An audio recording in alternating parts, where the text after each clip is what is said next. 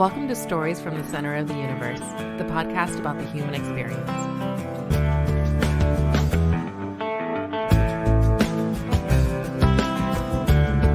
David Jones, welcome to the Center of the Universe, man. Thanks for doing this. Sure thing. Good to see you, Paul. It's great to see you. I think it's been 35 years since we've physically seen each other. And of course, it's virtual. You're in Atlanta and I'm in Richmond. Right. But this podcast has allowed me to connect to people that I hadn't seen in a really long time. And you're certainly one of them. I think the last time we saw each other might have been 87. You're probably right. You're probably right. It doesn't seem that long ago, but you're probably right. And so thanks for reaching out and asking me. Yeah, I have described you to anybody that your name has come up a handful of times over the last 35 years. I'm like, oh yeah, David's the nicest guy I know. That will never change. There will never be anybody nicer than David. And I think that's probably still true, right? You're still a nice guy. I think so, but others may differ. But anyway, that's okay. All right, so we met. I guess we were both in ninth grade. That's right. That's what the year. That's when I started St. Christopher's in ninth grade. I moved from another middle school to St. Christopher's, and yeah, you and I were in the same class of 68. 68. Yeah, there were the two of us plus 68. Yeah, that's right. Yeah. So wait a minute, did you move to Richmond at that time, or were you already in Richmond? You just moved schools. No, I was born and raised in Richmond. Okay. So just switched schools at that for high school. Were you private school before St. Christopher's or public? Yeah, it was a school called All Saints School. So that's where I went to grade school and middle school. And then switching, you needed to stay with the Saint theme, it sounds like. Yeah, exactly. That was the driver. Yeah. So you haven't lived in Richmond in a while. No, it's been so. Last time I lived in Richmond was after I graduated from medical school in '96. Okay, we'll come back to that in a little bit. So what part of town did you grow up in? So we grew up originally in like the north side of Richmond, and then most of my life when I was in third grade, moved to Midlothian. Okay, and that's where the north side to south side. What's that? No, north side to south side. Right. Yeah. Well, and was it near Ginter Park? It was. It was very close to Ginter Park. Yeah, it was in Brooklyn. Yeah, that's a cool part of town. Yeah, very nice. So we were literally up half a mile from the Diamond was called then. So. Oh wow! So you were like super true north side. Yeah, exactly. Wait a minute. Let's narrow this in a little bit. Half a mile north of the Diamond was Kitchen 64 there when we were younger. Don't think so. Well, you were only in second or third grade. When you're right. Your memories are little in that area around off the boulevard. Like it was like down that part of the boulevard where there's a lot of stuff now. There's very little besides like a Bill's barbecue. Yeah. Right. Yeah, I love that Bill's barbecue. Oh yeah, it's good stuff. Yeah, but it was very sad when Bill's barbecue shut down. I guess like 10, 15 years ago here. Yeah, so it was a staple. All right, so South Side, Chesterfield, there weren't a lot of kids going to St. Christopher's from Hanover County or Chesterfield County. It was a lot of Henrico and city of Richmond kids. Right. Like I think they intentionally recruited people like you and me to add some diversity, because literally most of those kids grew up 2 miles from the school. Right. It was the West End sort of circuit, if you will, around CCV and not too far from there. Yeah, it was a very, very condensed as far as where the classmates lived. All right. Well, so I think of you as a nice guy. I also think of you as a tennis player. Yes. And you don't have to answer this, but I remember you being highly seeded on our team. So yeah, I'm trying to think. I think as high as 3 at one point. The team was exceptional, and not thanks to me. Unbelievable. They're really, really exceptional teammates. So that's, so that gives you, I don't know. I appreciate your high recollection of my skills. But yeah. Well, I used to watch. I was captain my senior year though. That's really cool. I remember knowing that the tennis team was really, really good. The whole time we were there, it was exceptional, to use your term. And I think we could maybe find an even stronger word to describe how talented that team was. And I would go watch you guys practice. You guys are so good. I'm like, I don't know how you're hitting the ball like that, because I was a novice tennis player. I'd been on tennis courts a few times in my life, but I'm like, I don't know how you hit a second serve that hard. I don't know how you do that with your backhand. I didn't understand any of it. Wow. Well, that's nice to hear. That's nice to hear. It was a great team. I can't say I know what else to say about it. It's funny. You sound like my husband. He's like, when we don't play tennis often, when we do, he's like, how in the world do you make a ball move in that direction like that? So anyway, but it was fun. I mean, really, really a lot of fun. Well, so you get that good. One, there's probably a natural ability that is innate to you, but there's also this notion of playing a lot. I imagine you played a ton when you were younger. So ironically, I didn't really pick up tennis until middle school, I think. Huh. It started, and I literally started hitting. We had a garage, like a 4-car garage, and when the cars went in the garage, there was like a 15-foot wide piece of brick wall that was a part of the house.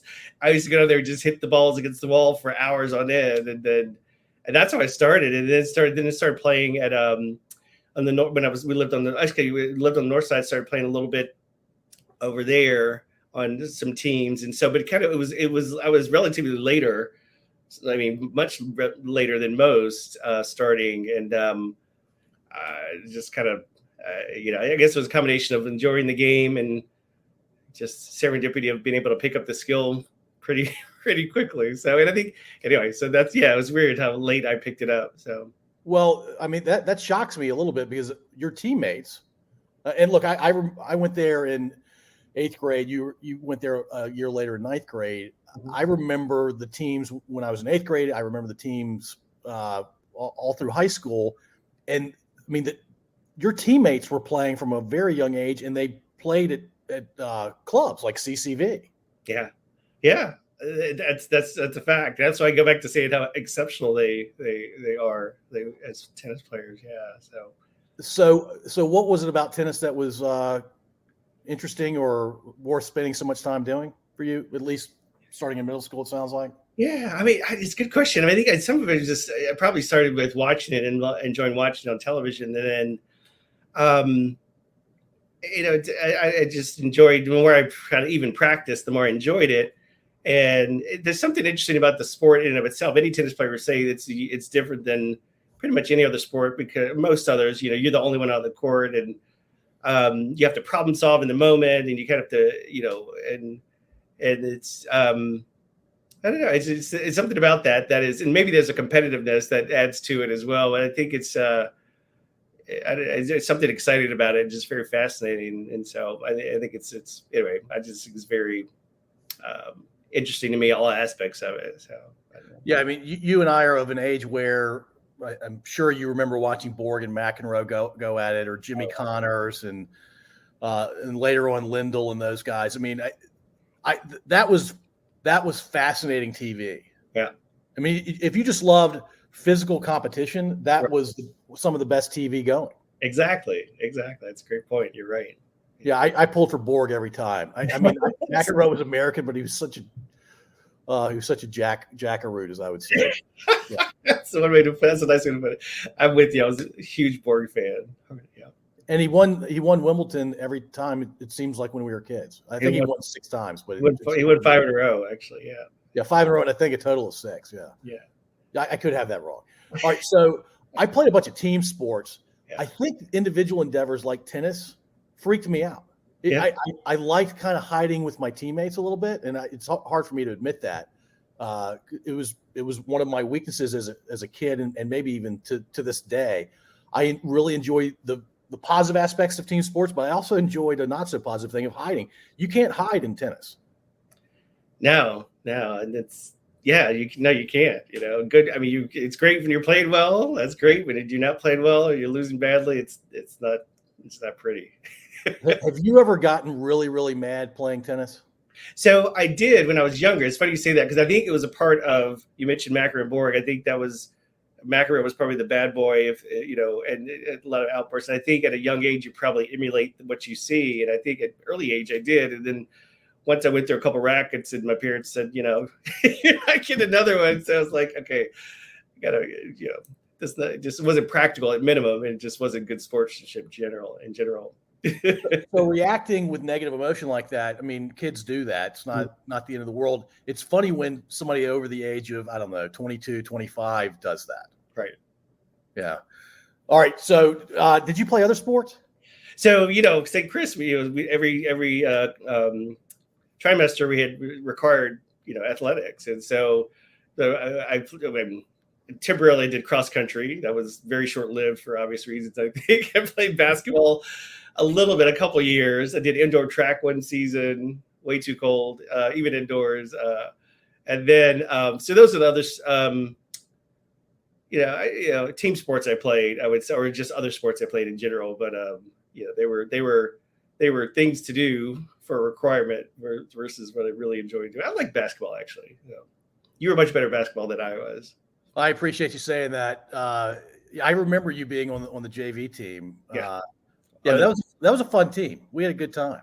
Yeah, it was fun. Yeah, I don't know. Were we any good? I don't remember. I wasn't. You were. I mean, as a team. I think we had periods where we were good. It was always us and collegiate and maybe another school kind of vying for the prep league title. But I think we had periods of being competitive and decent. Yeah, it's funny you bring up collegiate. The sports I played, we seem to lose to collegiate almost all the time. Did we crush them in tennis, I hope? We did. We were very proud of that. Yes, exactly. I think you guys crushed everybody in tennis, right? So I would say yes. And we won the prep league title, probably 15 straight years, I think, something like that. I mean, that's not an exaggeration. So it was just pretty crazy. So, and I think they're still good. Yeah, I think so.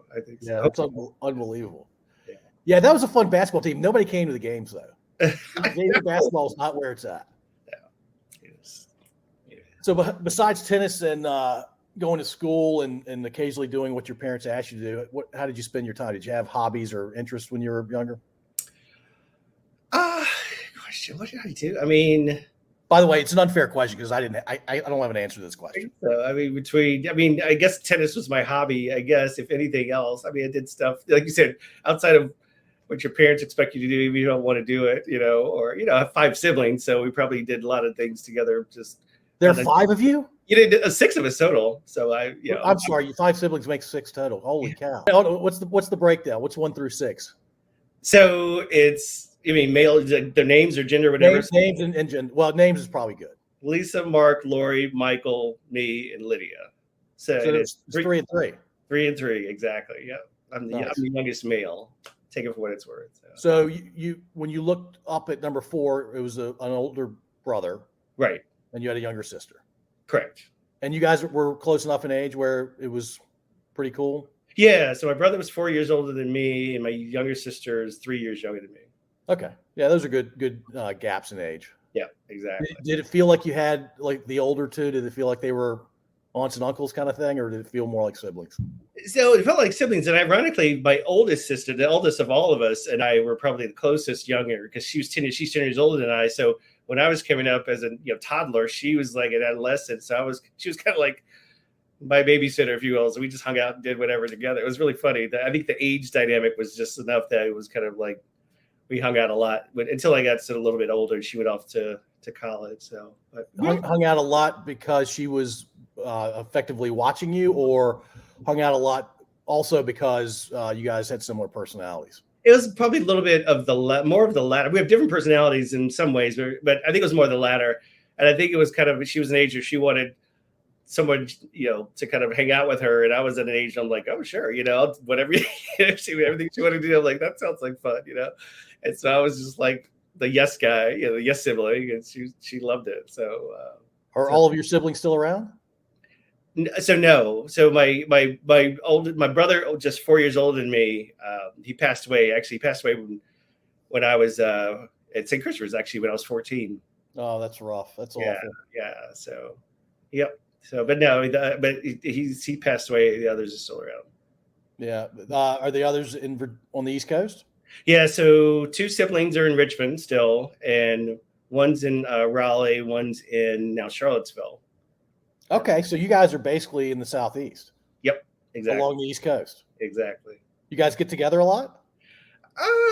Let's say put COVID aside, I would say yes. I would say probably like 3 to 4 times a year. So between my mom's birthday or Easter, of course, the holidays, things like that. So I think with somewhat regularity, given the size of our family. Yeah. Yeah, that's really cool. It's hard, especially with that many kids, that many siblings. Yeah, you get the siblings by itself, then they got their spouses and kids and grandkids and all that stuff. But I think we see each other with probably more regularity than a good frequency given the size. And that good frequency, I think I imagine means that you guys generally get along, like the grandkids and the spouses, etc. We do. We really do, and it's very low drama, very little drama. I think we pretty much all have similar personalities and demeanor. And we talk. It's funny because we talk about a variety of things, and it's actually very little medicine in our family. I say that because my dad was a physician. I'm a physician. My older brother's a physician. My younger sister's a physician. Their spouses, and so it's a lot of physicians in the family, even uncles on my mom's side. So. But the good thing is we don't talk much about medicine in general, which is nice. We just talk about just life, I guess. Yeah. You've had plenty of that. Yeah, exactly. Yeah. So when did you know you wanted to be a doctor? So I knew at a young age. I remember vividly in 6th grade. I think it was like a class. The teacher was asking people what they would do for a career or something like that. I just remember it was just like certain I would be a doctor. Like. That was it. And I think in large part it was because of my dad. And I think I kind of grew up just thinking that's not the only thing to do, but it was like the best thing to do. And I really didn't give it a second thought. I was like, oh, let's be a doctor, and that I knew since a very, very young age. When did you get really serious about it?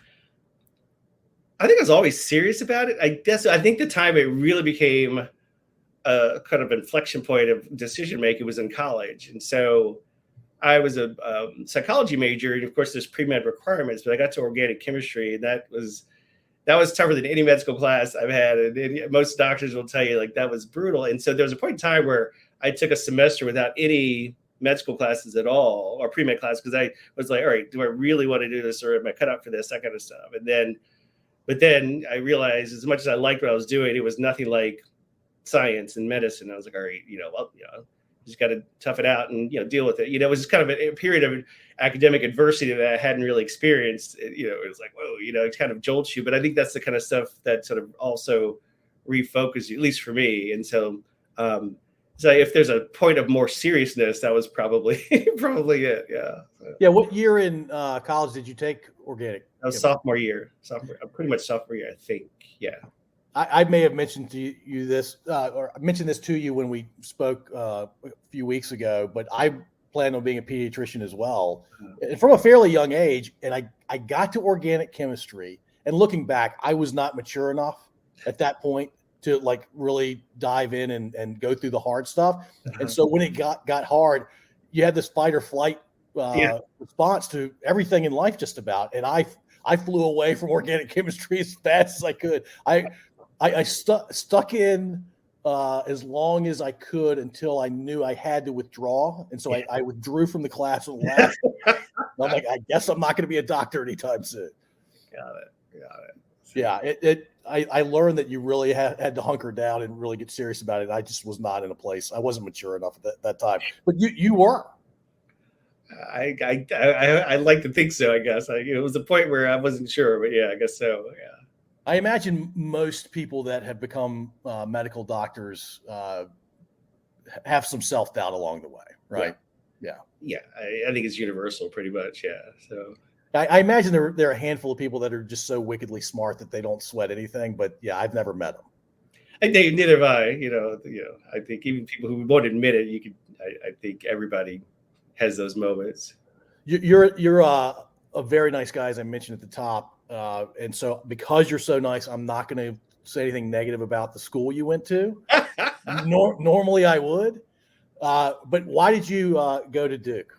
So I'll say we both, I think in some ways we relish the hate, if you will. I'm not saying you're hating, but so it's okay. It's okay. We have thick skin. And so it's all good. It's all good. And anyway, so your question again, sorry.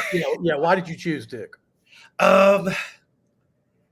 it's a combination of things. Obviously, the academic environment was great, but you're 18. That's not necessarily top of mind, as we would be when you're mature. My older brother went to Duke for undergrad, so that was a good firsthand awareness of the experience and all of that.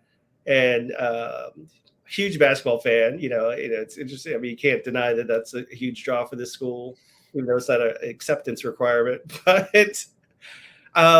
it was a combination of my brother's experience, just visiting the school and loving the environment, and it just felt like a place I wanted to be, or attend school and learn, and I was extremely fortunate to be accepted, because I think most people, my classmates, would agree. If you were applying again this time, if you had the scores you had then, given the competition now, you wouldn't be given an interview. So very fortunate to even be accepted and graduate. Yeah. It's an exceptional school. It's very hard to get into. I applied to 5 schools. I got into 4 of them. The one I wanted to go to was Duke, and I did not get in. And so that's a little bit of where the hater thing comes from. I went to a school that would like to think that we are competitive in basketball. Most years we are not competitive with Duke in basketball. And Duke's got this, and I didn't realize this until much later. Duke has a very northeast part of the U.S. Thing going on. Did you know that when you decided to go there? I realized it very quickly my freshman year. I mean, it is a significant New York, New Jersey, Northeast presence. I mean, significant. Yeah. Yeah, I think my mom told me after I didn't get in that we're distantly related to the founders of Duke. I'm like, maybe I could have used that, Mom. Did you want to tell me before they denied me? Perfect timing, Mom. Thanks for letting me know now. All right. So the Cameron Crazies were a thing when you went there, right? Oh, yeah. Were you ever a Cameron Crazy? I was. Yeah, I camped out in the middle of February. It's cold, even in Durham in February. So we camped out. I painted my face maybe once. I painted my face. It was where there's a few games where I lost my voice from screaming so much. And to make it even better, my roommate for 2 years was actually the actual Blue Devil mascot. Oh, really? Yes. You had to be a crazy then. Today, yeah. So he got to be the mascot. So that just made the Cameron craziness over the top. Did that give you any special access or anything like that? Rooming with the mascot? It made it easier to get into some games, either or you didn't have to stand in line as long. Put it that way, and so it didn't hurt from that perspective either. So you guys played UNC every year you're in school, right? I mean, they've been playing home and away games. I mean, they play twice a year every year forever, right? Twice a year every year, and always the last game of the regular season that's the game for each school, and it just alternates the location. So did you go to all 4 UNC games at Duke? Oh, the games yes, absolutely, yeah. And what was the longest you had to camp out to get into a UNC game? Well, hold on. Let's back up. Who were the star players for Duke back then? Oh, Rick Fox. Oh, for Duke. No, sorry, it was Carolina. Sorry. Yeah. But so when I was there, I graduated in 91, and that's the year they won the championship the first time. So it's Christian Laettner, Grant Hill, were the 2 big star players, Bobby Hurley. And I feel badly not remembering the other ones, but those are the biggest names at the time. So it was good.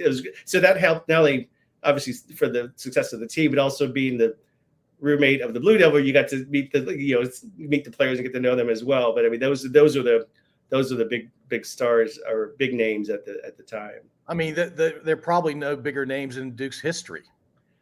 Yeah, it was good. It was a great time to be there for sure. Were you Laettner's year? No, so he was 2 or 3 years behind me. So Grant Hill, I think, was a freshman. I was a senior, and I think Laettner was maybe a year ahead of that. So they were like 2 to 3 years behind me.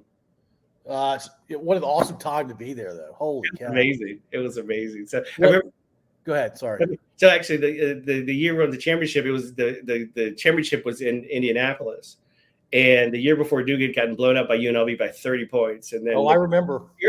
You enjoyed that. And anyway, get back to the Final Four, and it was UNLV, Duke, Kentucky, and Kansas, I believe. Anyway, and Duke beat UNLV in the semifinals, and we got tickets and went to that game in Indianapolis. They were at that time you could scalp tickets and you could get them dirt cheap. Anyway, after we won the semifinal game, they beat UNLV. We're like, oh my God, they actually win the championship this year. So we scalped the tickets, hightailed it back to Durham to watch the championship at home. And fortunately, it was great that we won the game.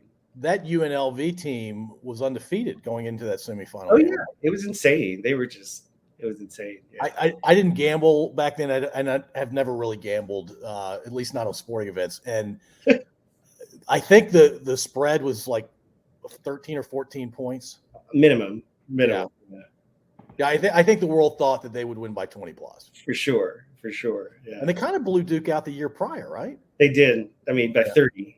It was ugly. That was the championship game. It was. Wait a minute. So who did Duke beat in the championship the next year? Kansas. Okay. Yeah. That's pretty rare air. Those 4 teams in the Final Four, and it kind of set the tone for the next, I don't know, 30 years, except for UNLV. UNLV's kind of fallen out, but the other 3 have been outstanding programs. Yeah. Well, so I imagine you still follow Duke basketball.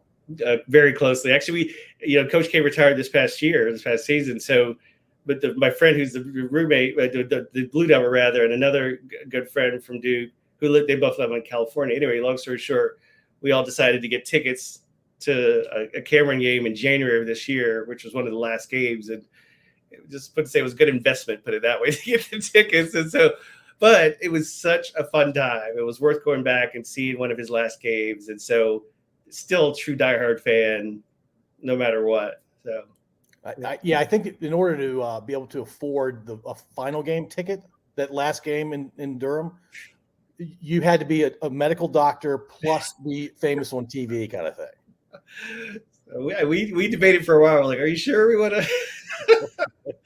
Yeah, I'm not going to ask you how much those January tickets were. I don't even want to admit to it. So no. It could have been cheap. Yeah, and is Duke known for any other sports? Lacrosse, good and bad, with the championship, but also the scandals. I think their soccer teams have been good. The tennis team is good, has been good over the years, and lacrosse. I mean, that's the lacrosse already. I think those are the main ones I can think of. So you were there around the time that Krzyzewski, I'm trying to think, like 85, 86, when you and I were still in high school. I think if Krzyzewski had bad teams those 2 seasons, he might not have been there after 86. I think I know there was a period of time where, his results, if you will, were kind of ebb and flow, and the powers that be were probably questioning, new direction or not. And then luckily they made the right decision. Yeah, I think that a lot of people will point to the team that started when you were there, the Leitners and Hills of the world. And you mentioned Hurley. I should mention Hurley as well because he was a big part of those teams. But there was a team in the mid-'80s, Dawkins, Amaker, Allery, Mahar, Billis. I'm probably forgetting a couple of names. They did very, very well, and it was kind of out of nowhere. Yep. And so I think without that team, Krzyzewski doesn't stay at Duke. I completely agree. Yeah, that was actually, I think those people or those teams were probably laid the foundation to kind of weather whatever, up and down seasons that lasted, and then probably led to getting the sort of Grant Hills and all that later on. Yeah, because Grant Hill, he had to be recruited by everybody. There's no way he wasn't. I'm sure. Well, his dad played for the Dallas Cowboys. He was obviously a very good athlete. He had the kind of body for a basketball player. Like he was meant to play basketball. Right. All right. So the fact that Coach K has sustained it so long is really part of his magic, I think. It's hard to be on top for as long as he was. One of the ways he maintained it, though, and I don't remember exactly when he made this shift, but he started doing one and dones. And I was shocked at the time. I would love to get your perspective on that. So that's a great point. Actually, so it's twofold. I remember when you say that, because I remember as you were talking about Grant Hill, he was one of the last, if you will, players who played all 4 years. And so it was shortly after that, because I never forget, it was Lowell Deng was the first Duke player I remember who went into the draft after sophomore year. I mean, the whole school was just stunned. Like, you just don't do that, right? But then also over the years, we've talked about to be successful as a Coach K. You can hate the game, but you got to evolve with it, right? You can at a point in time, you see where the winds are changing, and that's just, I think his brilliance to adapt to the way the game was going as far as getting the biggest talent and being successful and remaining competitive over a long period of time. And so I think that's a great point. It's a very different paradigm you didn't expect from someone like him, but it shows, times change and you got to evolve with it. Yeah, you adapt and survive, kind of thing. Exactly. Yeah, and look, he may have had a couple of minor lulls in his time at Duke after the national championship, but they didn't last very long. Right. I would love to be in a room with Coach K when he's talking to a 17-year-old kid who's a 5-star kind of kid, who clearly he wants at Duke. Right. I would love to hear what Coach K says. Man, that would be a fascinating conversation. I mean, just all around, just see what he would say. But it's also, it reminds me, and you think back when you're at that age as an 18-year-old, like, talk about deer in the headlights. I mean, what do you say back to him, right? Or how do you interact with somebody like that at all? But that would be a fascinating conversation to hear. Yeah, I think I'm not very interested in what the 17 or 18-year-olds are saying, because they're probably not being very productive in the conversation. Not at all. Not at all. So, all right. So you majored in what at Duke? Psychology. Oh, yeah. So you finished with a psychology degree? I did. I got a BS in psychology. Yeah. I would have expected you to major in a science, like a hard. I not to imply that psychology is easy, but something more sciencey, I guess. I mean, the vast majority of people going to med school do. You're right. I mean, it's probably it seems more natural because you're already focused on the science in general, and also there's pre-med requirements in let's say your science major. I mean, there's so much overlap. It just seems more practical and more straightforward. But I had an interest in psychology and strangely statistics. But it just seemed like it was kind of the best of both worlds. Remember that point of time where I said, I don't know if I want to do med school or not, but I did some psychology courses then, and I was able to kind of split the difference and kind of do both, I guess, and sort of align the Bachelor of Science degree with some of the, some credits there from the I guess pre-med classes. And so it kind of was like a hybrid, if you will. But I find it interesting. And I like the idea of having education that was beyond organic chemistry or, a lab or things like that. So it gives you some breadth for sure. Exactly. And breadth in a lot of cases matters more than depth. Yeah, exactly. All right. So organic chemistry, you're on the record that was the hardest. Yes. Or was that just the turning point when you knew you were committed? It was both. Absolutely.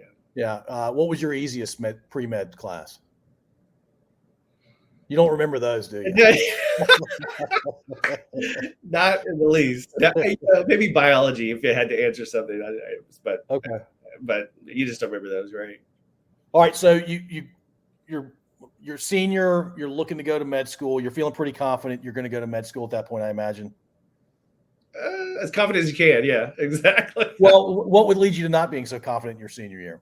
I mean, it's a matter of the competitiveness, of application process, the MCAT scores, all that stuff. I guess in hindsight, I guess the idea is, I was confident, just more hesitant. I didn't want to seem like I was overly confident. Just acknowledging the competitiveness is there. But I guess I did have. I think I had less trepidation of if I would get into med school at that point. I think I'd already hunkered down. Had the whatever focus on it. It was just a matter of, it was a matter of where, I think, with, let's say, strong optimism of getting accepted, which is fortunate I did. So, what was your first choice? MCV. Okay, really? Mm-hmm. Why MCV? That I'm curious about that. It was in part it was probably at home, but it was also, it's ironic, and it's not, I don't think it's related, but it's more coincidental. My brother went to MCV as well for med school. And so I think it was a familiarity there. And, it didn't hurt having in-state tuition, all those types of, I mean, it's kind of practical purposes. And so it's funny because I can't remember where I applied outside of UVA. I know I did, but I don't remember where else. Maybe Howard University and a few others. I'm sure I didn't apply just to 3 med schools. That would be just ridiculous. But anyway, that's all I remember. Well, MCV back then had a fantastic reputation, still does to this day. Right. Of course, it doesn't go by the name MCV anymore. They lost that at some point, 15, 20 years ago? Right, yeah. That's all Virginia Commonwealth. Yeah. Do you know the story why they went away from MCV? I don't. I don't know I think there were two events that happened where they were fairly well known. Like CNN was covering it. In one case, I think ESPN was covering because there was a wreck at NASCAR race. And in both occasions, they referred to MCV as UVA's medical school. Oh, really? And the president, I don't remember the president's name, but it was the same president for both events. And the second time it happened, he said, "That's it. We're not MCV anymore. We are going to be VCU." That is not happening again. I could see that absolutely. You see my reaction when you said that. I was like, "Whoa!" Yeah. Happened once, that's a big deal. Happened twice, ain't happening again. I think he was pretty mad the first time, and he stayed mad. And the second time it happened, he's like, "I can't take this anymore." I bet. Yeah, and they still have a fantastic reputation, right? I don't follow VCU medicine, but I imagine it's still a pretty proud program. Absolutely is. And so I'm happy to say my younger sister, she's chair of dermatology at VCU. Oh, really? Yeah. Yeah. Exactly. Oh, wow. Yeah. Chief dermatologist. That's something I've never contemplated in my life. Doing that. That's really cool. All right. So tell me about med school. What was the hardest year? First, second, or third? First year. Oh, I'm trying to remember. I would say maybe second year. In this, they're all hard in different ways. It was because the first year is like what's called how the body and organs should work, right? You understand all the details, how it optimally works. And then the second year is generally like pathophysiology, all the disease states, how it breaks down, how it causes disease and what happens, and et cetera, which is actually a little more complicated. And then you're sort of getting into getting prepared for your boards as well, which are coming up. So I think the second year was a little more, you had more under your belt, which is good, but I think you had a little more complexities both in the courses and ahead to plan for, I think. And then, so I think second year was probably the hardest if I had to choose one from the academic perspective. The way it's broken down, at least it was then. First year was didactic, in the classroom largely, and things like that. And then the third and fourth were rotations in the hospital. And that was a whole different dynamic, with patients and rounding and all that stuff. So some people like that a lot more, understandably. But I thought the second year was the most challenging. And the reason I'm laughing as I'm saying that is, I'm bald, right? So I assumed you were shaving your head, David. I did actually, and there's a story there with second year of med school. So the last exam of second year of med school was allergy and immunology exam, and my roommate was also one of my classmates. And we were at a point where after the end of the second year, you're tired from studying, you're punchy, whatever, right? And I was like, I can't study anymore. And then somehow he's kind of guy, he's like, he just likes to tell jokes and dare you to do stuff, right? I'm the opposite, right? And he was like, all right, why don't you just shave your head? I don't know how it came about. And I was like, okay, I'll do it. And he's like, you're lying. And I did. Yeah, I let him shave my head. So, because we were just tired and had nothing to do besides that. And so. Funny, and you'd had enough of that. Yeah. I had enough of that. And so then I shaved my head. I'm like, what in the world did I do? So I show up to class the next day of the exam. I put a hat on, right? Because I was like, and in the middle of the exam, I was just focused on it. I took my hat off to scratch my head. So I hear this person behind me go, oh, what did you do? And the class looks around at me. I'm like, and I realized anyway, I was a distraction unnecessarily. But anyway, that's the first time I shaved my head, and I never stopped after that because, it's more practical and it itched too much to let it grow out again. And so ever since that day, that's why I started shaving my head. So you've had that look since med school? Since the middle of med school, exactly. Since 1980. Wow. Yep. Were you receding back then? You weren't receding back then, were you? Not that a little bit, but nothing I cared about. So it was literally something just spontaneous and funny at the time. But anyway. That's a great story. I like that. and you've maintained that look for a really long time. Absolutely. So I got ahead of the receding hairline curve. So yeah, I mean, my hat is the primary purpose is to cover up my severely receding hairline. So you mentioned boards. At what point in med school do you take the boards? Is it at the very end or is it in the middle of the third year? I think it's more the third year because there's 3 steps to the boards. You know what? Well, you take part 1. I think part 1 was maybe the second year, and then part 2 was the third year, and then part 3 was in your residency. So it's in the middle of med school. So there are 2 parts you have to take, at least then in med school, that you had to take. Yeah. And so the first one was in your second year, or second, third year, I recall. That's my recollection. It probably was somewhere in there. So your second year was more complex, as you mentioned.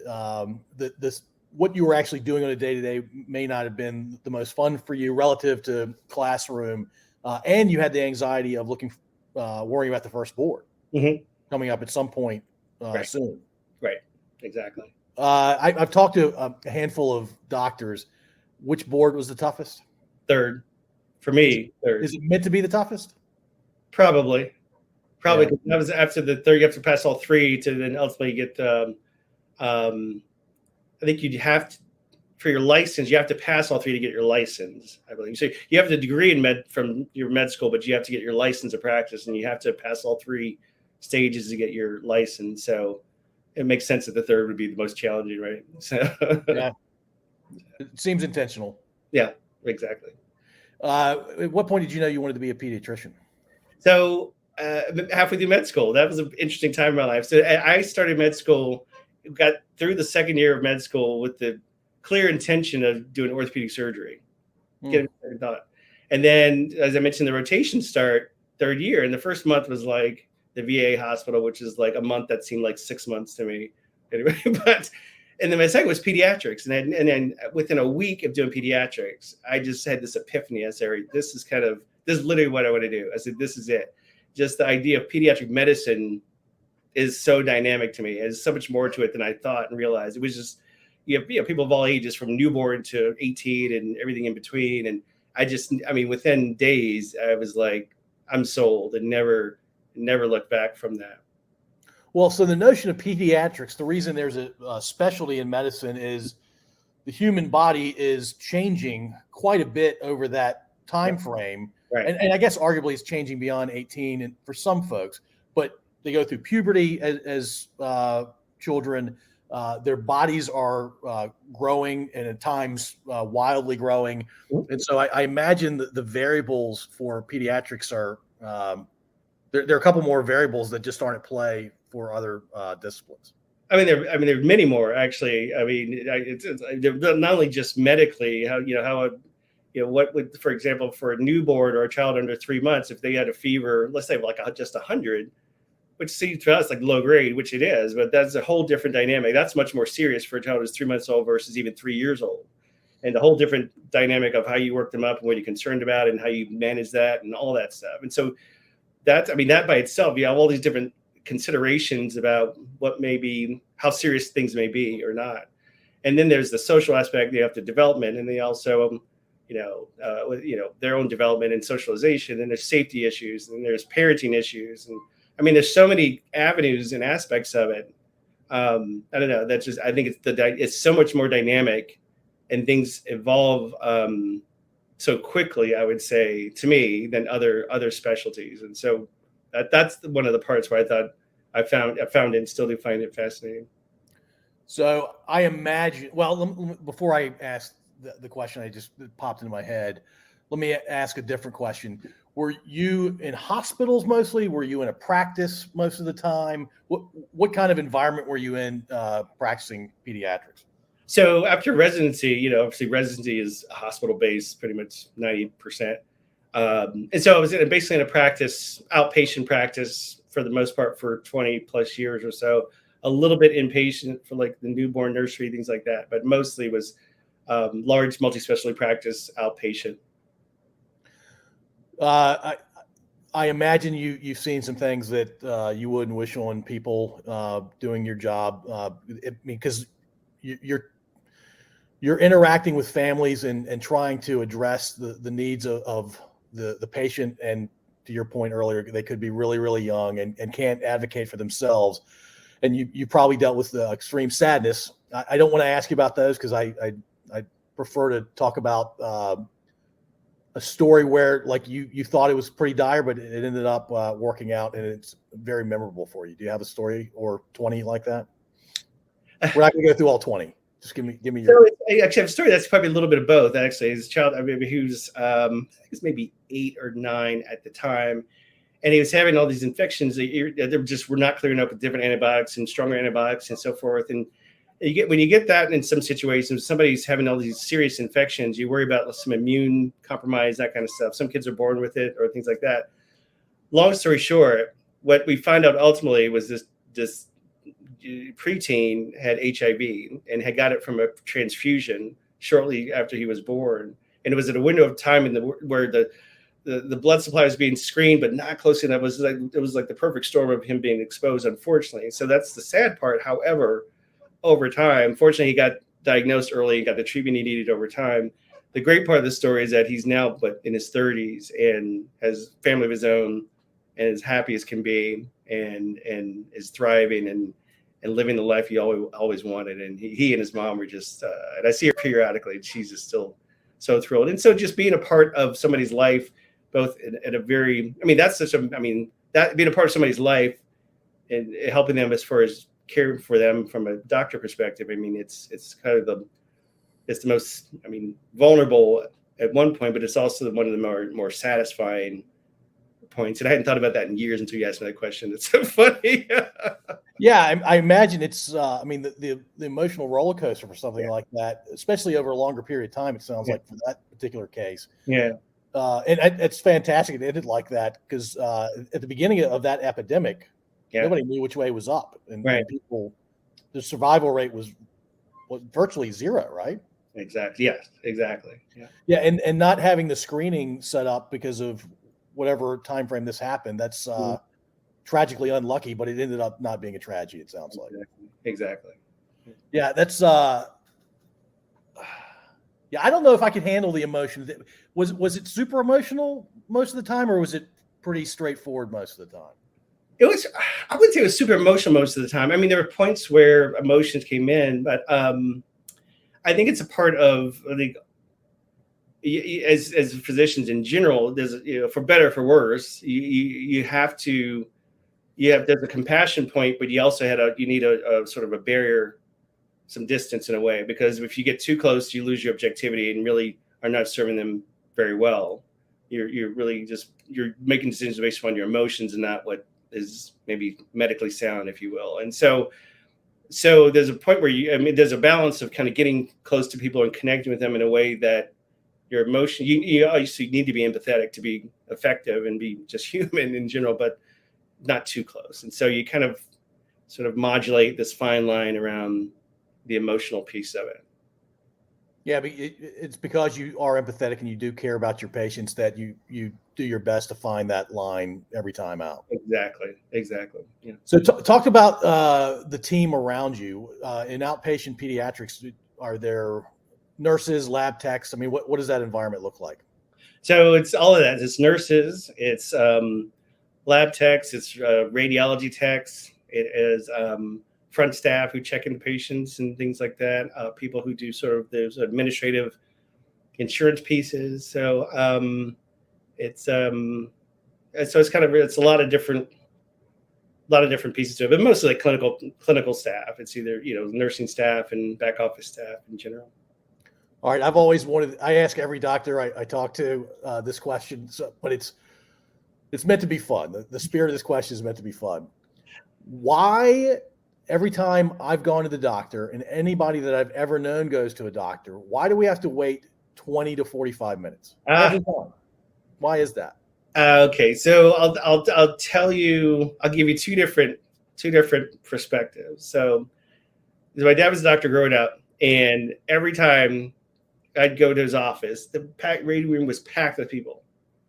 Every time, and I never get like, why in the world? I thought it was the worst thing. Like, why in the world it was so much like that. However, the way the dynamics were, or in medicine in large part, is because it's reimbursed based on more that you see and the more that you do. So sometimes that's kind of the name of the game for compensation and other things too, which is some ways people would think is kind of obviously backwards. It's more about, you should be more focused on what's right for the patient, not turning more people through. But that's kind of how fee-for-service generally works, or is incentivized.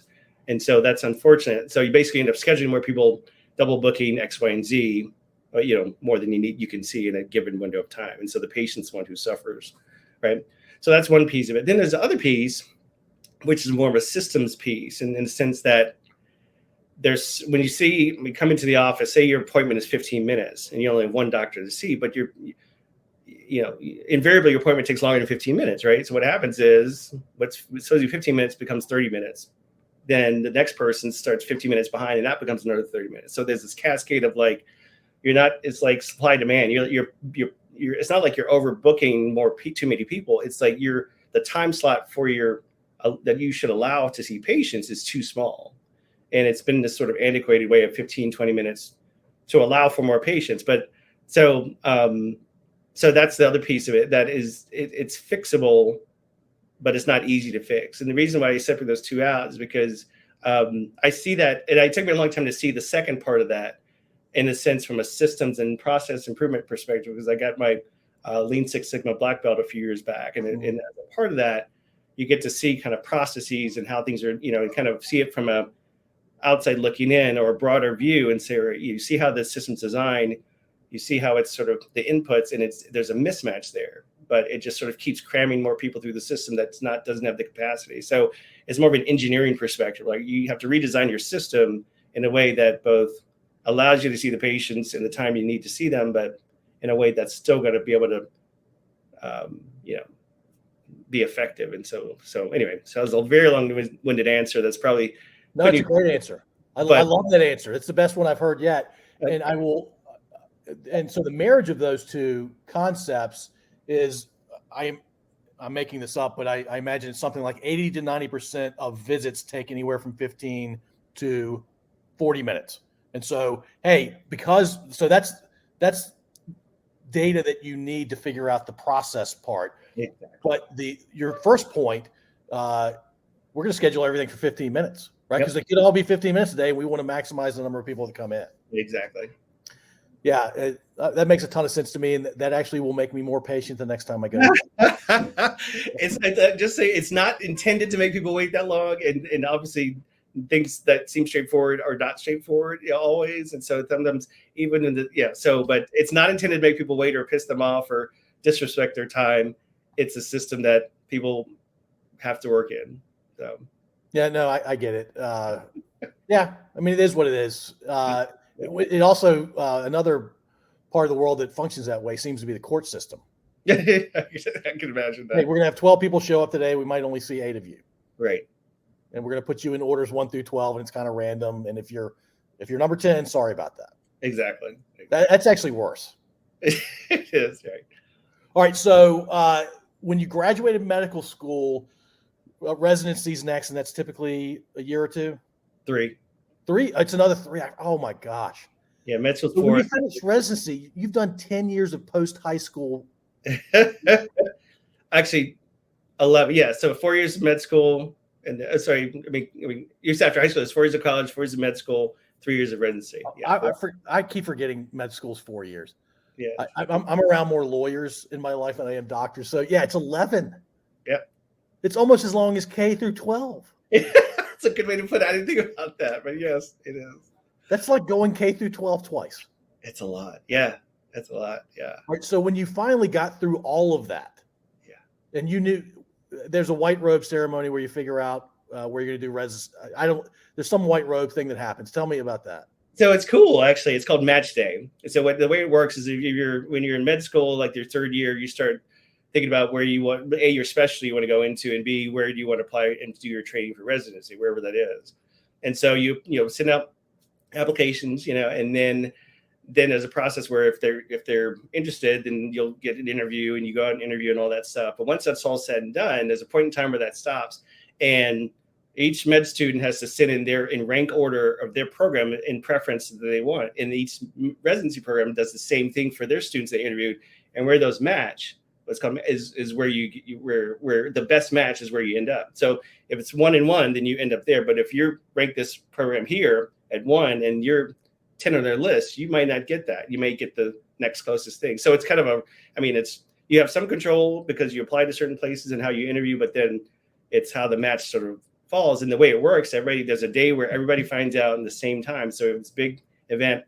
At the time, we had envelopes. People open up their envelope and you find out where you're going for the next 3 to 5 years of your life. And so it's exciting in some ways. So people get stressed out because sometimes people don't match, unfortunately, or not to where they wanted to go. But it's that's how at least how it worked when I was in med school. I think it's pretty similar still. Does everybody get a place to land? Not always. Oh, that's got to be brutal, right? That's really, really tough. That's really tough. And then you have to the whole process to kind of, what do you do, like a plan B around that. So that's tough. I know, right? I mean, it's stressful already. And then that. Yeah, I mean, you've gone through 8 years post high school at that point, right? Exactly. Oh, yeah. Oh my gosh. Isn't that rough? I can't think of many things more brutal than that, man. Exactly. So where did you end up doing residency? At Children's Hospital of Los Angeles. Does it go by Chola? It goes by CHLA, and so it's in LA, associated with USC Medical School. Okay. Yeah, so it's really, really, really great program. Excellent program. It's one of the top 5 in the country, I think, for pediatrics. So. Was that your top choice? It was between CHLA, Emory, and Children's National Medical Center in DC. That was my top. Yeah. So, did you enjoy LA, or did you not have time to really enjoy LA? It's a great point. The first year, I don't know anything about LA. It was because as an intern, you're just like, the time you have, you're sleep deprived. And so, I got to, the first year I was miserable between being an intern and the culture shock from Virginia to LA, you can imagine, a bit different. And you're kind of on your own and all that stuff. And everything's so different and precarious in a way. But after that, actually, fortunately, there's still my dearest friends who I met out there in LA who still live there, and many of them. And so I got to know and have some really, really lifelong dear friends. And there are parts of LA that are good, and actually better than people realize, but there are parts of LA that, deserve its reputation as well. And so after the second or third earthquake, I wasn't too sad to leave. Yeah. The thing that struck me, the one time I really spent some time in LA, you go from like an amazingly nice part of town, and then next door it's not nice at all. Yeah, I mean, it's just like you were getting whiplash as you're driving through LA. That's very true, especially like the Hollywood area for sure. Yeah. LA's, I mean, look, if you get to live somewhere before you really settle down, LA is not a bad place to live. That's a good pre-settle down. I don't know that I'd ever want to settle down there. Yeah. And it seems to be California. It seems like a lot of Californians are moving to places like Texas and Florida these days, which is just a weird. I didn't think I would live long enough to see something like that. Right. Exactly. Cool. All right. So how'd you end up in Atlanta? So I had after residency, I had 1 or 2 jobs there, what's called locums jobs. You're kind of like part-time, trying to figure out where I wanted to go. I knew I didn't want to stay in LA, but didn't know where. And so I was just looking at different places, Virginia, Atlanta, DC. And then I found out there's a position open here in Atlanta. And I talked to the recruiter and so forth. And then a few months later, I was moving here. And that was January of 2001 where I landed here. And so and here I am still. Yeah. And what is it about Atlanta that's kept you there? I mean, some of it was the job. Some of it's just the city. It was interesting that even though they had already had the Olympics, the city, the inner downtown and all that stuff wasn't as developed as I thought it would have been, especially come from Los Angeles. However, it's grown so much more, both in expansion, but also the development of new things has been just astounding. So that's really exciting and interesting. Even if we don't go out very much still, but it's still the growth of it has been really, really exciting. It's been growing the entire time you've lived there, right? Completely. I mean, yes, very. I mean, still is, which is shocking, but yeah. Yeah. Is there still a distinction, inner loop and outer loop kind of thing? Yeah. No, yeah. And you're living outer loop or inner loop? No, I'm ITP. Let's be clear. It's for anybody who heard this, like ITP. So anyway, some people, some people it matters. It really doesn't matter. It's more of a joke than anything. But yeah, I'm inside the perimeter. So like near Buckhead, that kind of area? So not far, yeah. So we're kind of like the northeast part of Metro Atlanta, and Buckhead's kind of a little bit, maybe 8-10 miles west. Oh, okay. Yeah. So near Emory? Not too far, yeah, a little north of Emory, yeah. So very close to Emory in that area. Yeah. So yeah, you know Atlanta pretty well. Yeah. Yeah, well, I worked there for 5 years. Never moved there. I just flew there every week for 5 years. So if you're familiar, the Chamblee Tucker area is where, if that's familiar to you, that's kind of where yeah, it's a great part of the city. Yeah, we've been here 16 years, and it's really, we just love it. Yeah. Yeah, there are lots of really fun, like positive vibe pockets of Atlanta. Yeah, a ton of them. They're everywhere. They are. So it's really, really good. We're enjoying it. Atlanta, to your point, is it's still expanding. It seems to just be growing, this giant circle that just keeps getting bigger and bigger. Exactly. And even in the city where you think nothing else could be built, there you go. They figured it out. They figured it out, right? So it sounds like you don't move around the city a ton, but traffic is unbelievably bad in Atlanta. It's terrible. Yeah, there's no two ways around it. I mean, is it because, like, a lot of people from north of Atlanta would say it's because people don't know how to drive in Atlanta? I don't think that's the case. I think the design of the roads and the highway system there is just brutal. You're absolutely right. I think that as we talk about the growth and all that stuff, the roadway system and the infrastructure for that has not grown nearly enough. So it's just more and more congestion without the right transportation system. So, all right. So you're not a pediatrician technically anymore. So what are you doing these days? That's correct. So I'm a pediatrician, always pediatrician, board certified. I didn't mean to offend you. I'm not offended, no. But I mean, I'm not seeing patients anymore. So recently, I did step away from patient care altogether, and so I just stepped into now I work for a health insurance company. I'm the chief medical officer for that insurance company here in Georgia. And so what's the day-to-day look like, or is it still fairly new and you're still figuring that out? It's still fairly new, but it's busy in a sense that there's so many, I guess, given the scope of my role, there's so much to learn, not only in, my area of accountability as far as understanding the nuts and bolts of it, but the expansiveness and how it interacts with the other parts of the organization, either what parts you need to know about or weigh in on, or people need to, have your perspective on, or any of those things. So I think it's just it's still a wide variety of, there's some things that are staple to it, if you will, but it's still a wide variety of different things most days of the week, which is, there are pluses and minuses to it. It just depends on if it's a fire you're trying to put out or if it's something just more interesting you want to learn about. But I'm learning. I mean, it's funny as far as in medicine in general, we go into medical school about the patient care part, and even though patient care is, like, I think, one of the, if not the most critical, essential piece, of course, as far as healthcare, it's only a small part of it. And we don't know about the business of medicine and the insurance parts and all the other stuff, which matter too, and we kind of working in a system that we're kind of beholden to as far as how it works and how it's dynamics. And so where I am now is away from patient care, but it's in that understanding how the system works in that sense, and bringing a clinical perspective to help make it better or make it work more collaboratively with physicians versus sort of adversarially, and or hopefully address pain points that patients have or people have with health insurance or things like that, and make that better. That's my ideal.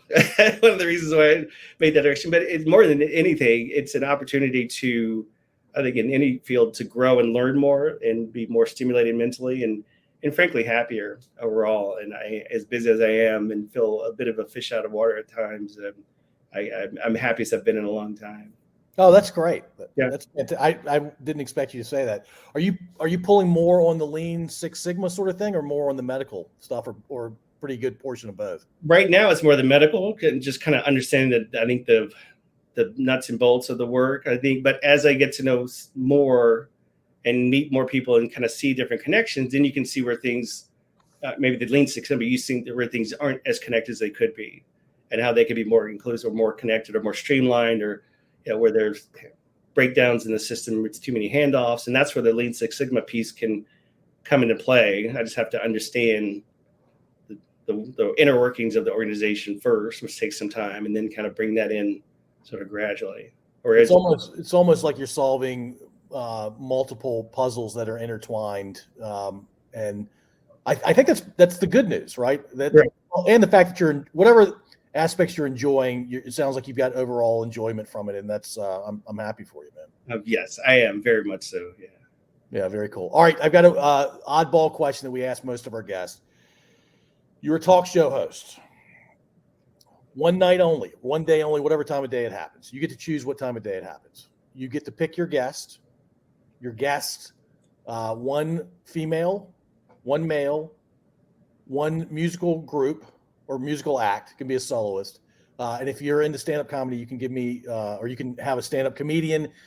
These people can be alive or dead. They can be known to you, famous, not famous. Your show can be thought-provoking, fun, entertaining, whatever you want it to be. Who are your 3 or 4 guests?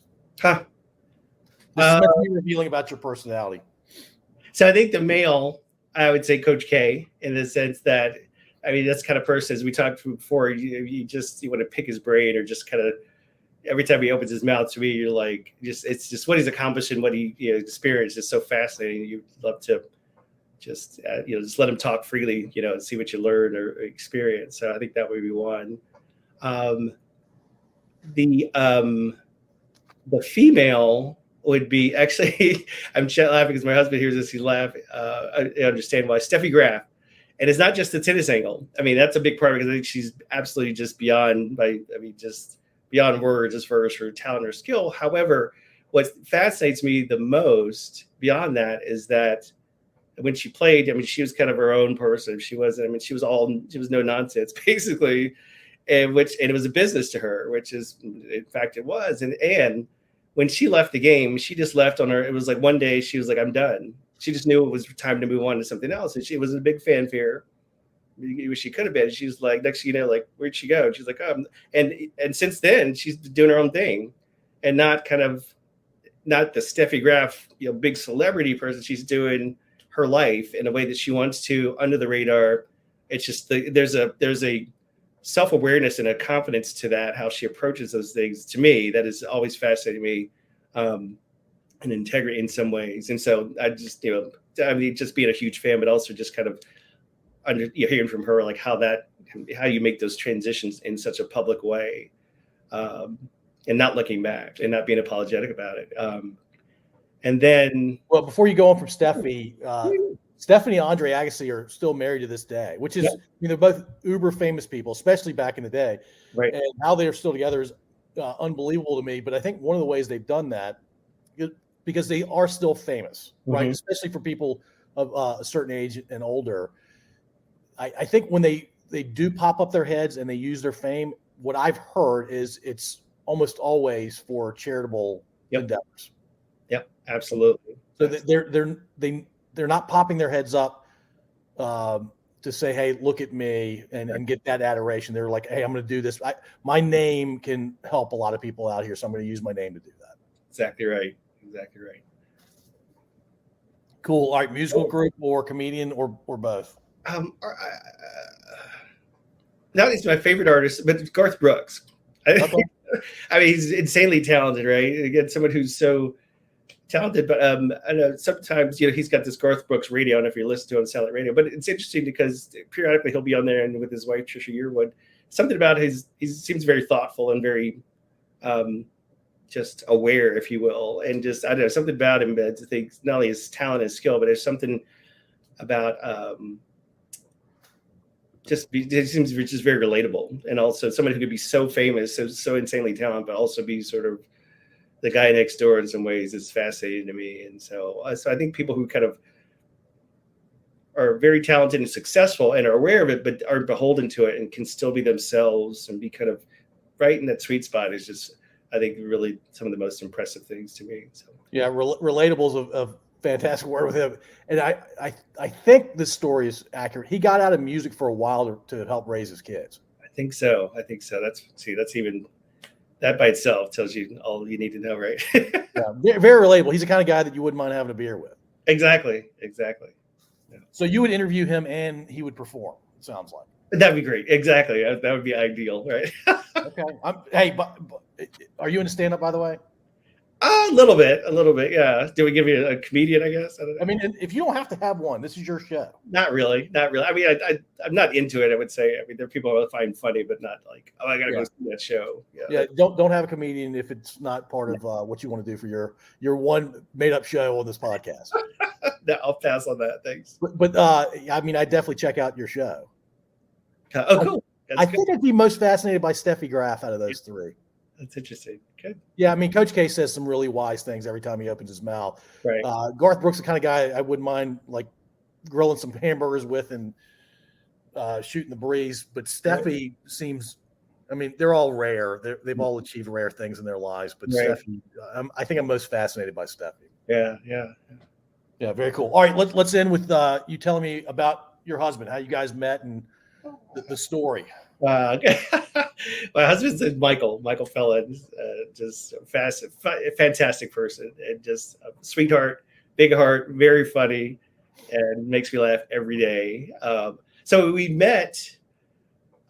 We've been together 18 years. We've been married 4 years, and we met. We were actually met through a mutual friend, actually, one of our dearest friends. I met his name's Kevin, who unfortunately passed away a 2 years back, but met through Kevin, and he knew Kevin already. And then I played tennis with Kevin when I first moved to Atlanta, so we met through him. And then we were actually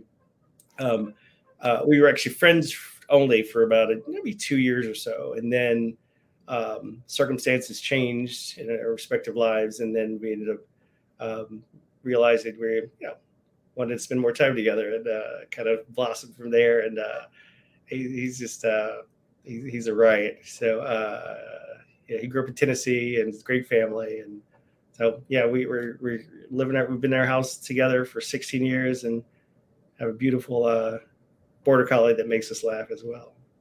So it sounds like there's a lot of laughter in the home, and you're obviously very compatible because you've been together for a long time. Yeah. Absolutely. Yes. A lot. Yeah. When you and I spoke a few weeks ago, I said only married for 4. And I was asking this out of complete ignorance. I'm like, why didn't you get married sooner? And it was just as the laws evolve. Yeah. So. Yeah. Well, I'm glad the laws have evolved to where they are. Thank you. Glad to hear that. Thank you. Did it change your relationship getting married, or was it basically pretty much the same? I would say it did. I mean, in a small way, and not in a small way, it changed it more for the better than I expected it to. There was a point in time where even if it wasn't legal, I thought it was like, oh, this is just a piece of paper, legal document, whatever. It doesn't really reflect how you feel about each other. But I think the formality of it, for lack of a better term, or the made a difference, at least for me, and I think for him as well.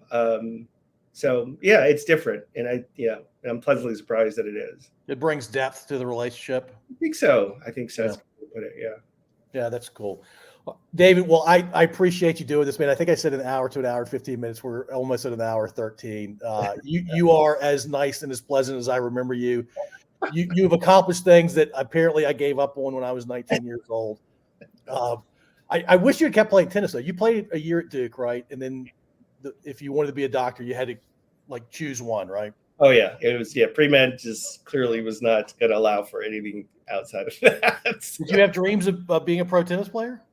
I did. It was unreasonable dreams. It really was. But I mean, it would have been a pie in the sky fantasy. Other career, if I could do that, that would be ideal. But it's good to play as a hobby. Well, I mean, my recollection is you were fantastic at it. You never know, man. You could have been the guy. Well, that's all right. We'll never know. In some other universe, maybe. That's right. Thank you for listening. If you enjoyed this episode, please subscribe to wherever you listen to podcasts. We'd also really appreciate if you'd rate and review us. You can find us at scodupodcast.com.